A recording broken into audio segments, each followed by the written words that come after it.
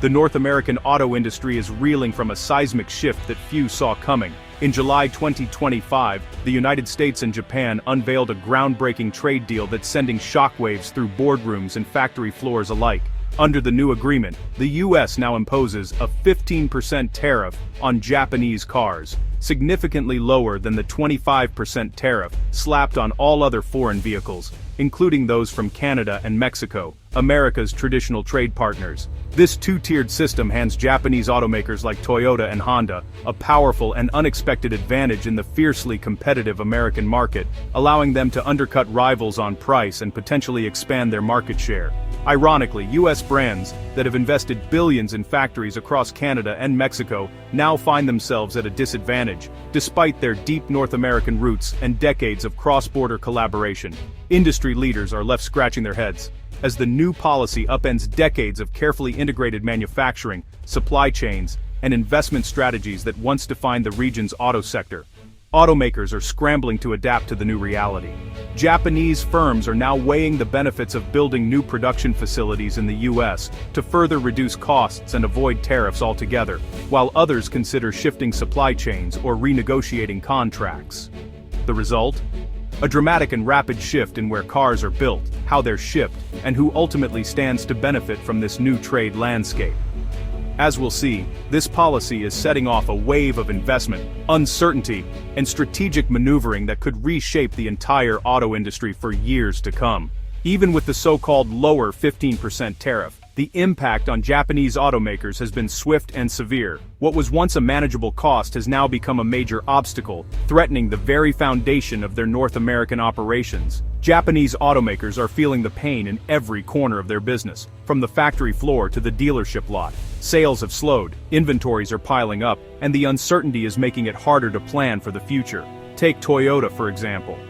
The company's North American profits plunged by over $1 billion in early 2026, turning what was once a reliable profit center into a loss maker for the first time in decades. This isn't just a blip, it's a fundamental shift. The new tariffs have made it nearly impossible for Japanese companies to absorb costs without raising prices. As a result, sticker prices on popular models have jumped, making them less competitive against American and other foreign brands. With $40 billion worth of Japanese cars exported to the US in 2024 alone, the financial hit is massive.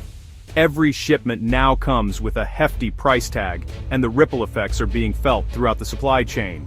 North America remains a crucial market for Japanese automakers, accounting for a significant share of their global sales. But every imported vehicle now faces a profit-crushing tax, forcing companies to rethink their entire business model. Japanese executives are under pressure to find solutions, fast. Boardrooms in Tokyo are filled with urgent meetings as leaders scramble to protect their market share and keep factories running.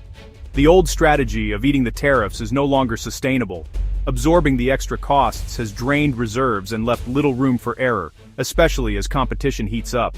The only way forward is to fundamentally rethink where and how they build cars for the US market. That means considering new investments, shifting production, and even reimagining supply chains from the ground up. That's why Japanese automakers are eyeing Canada, where the business climate is far more stable and trade relations with the US remain strong. Canada offers a potential safe haven for manufacturing, with lower risks and fewer surprises.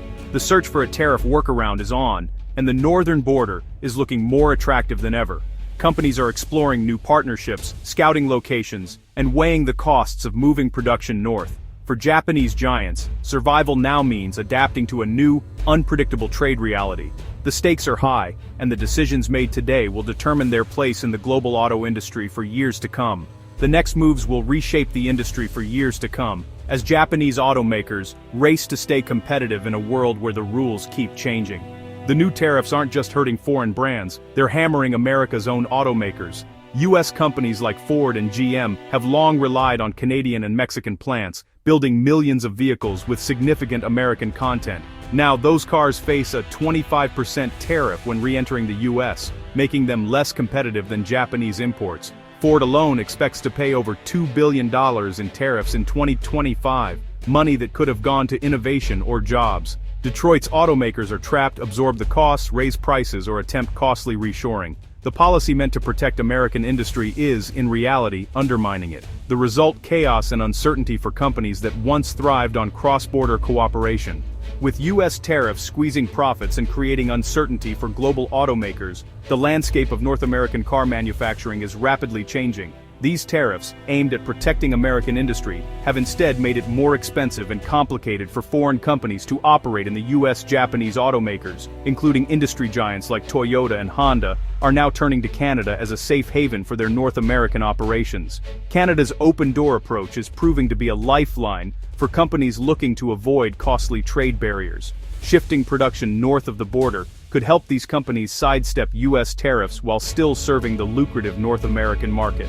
Canada offers not only economic stability and a highly skilled workforce, but also a business-friendly environment that encourages innovation and growth. The Canadian government is rolling out incentives and support, eager to attract new investment and secure its place as a global automotive leader. For automakers like Toyota and Honda, expanding their existing operations in Ontario is far easier and more cost-effective than building entirely new facilities elsewhere. Ontario's established infrastructure and supply chains make it an ideal location for growth. This shift promises a major boost for Canada's economy, creating thousands of new jobs and revitalizing communities that depend on manufacturing. Local workers are already seeing new opportunities as factories ramp up hiring.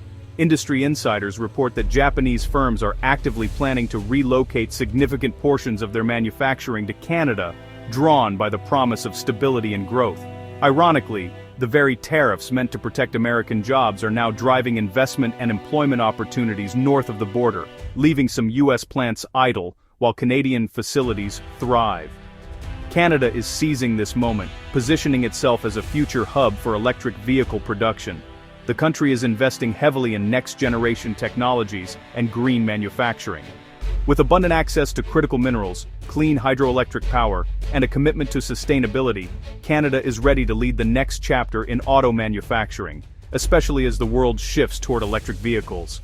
The great migration of auto jobs may just be beginning, and all signs point north, where opportunity, innovation, and a new era for the automotive industry await. For American car buyers, tariffs mean one thing: higher prices. Automakers can no longer absorb the cost, so sticker prices are rising across the board. A 25% tariff can add thousands to a car's price, making new vehicles less affordable for many families. Even Japanese imports, with their lower 15% tariff, are now more expensive. Consumers face tough choices: pay more for U.S. brands built abroad, or opt for Japanese models that are still pricier than before. Even cars built in the U.S. aren't immune, as many rely on imported parts subject to tariffs. The result is fewer choices and higher costs for everyone. The tariffs, intended to protect American jobs, are functioning as a tax on car buyers.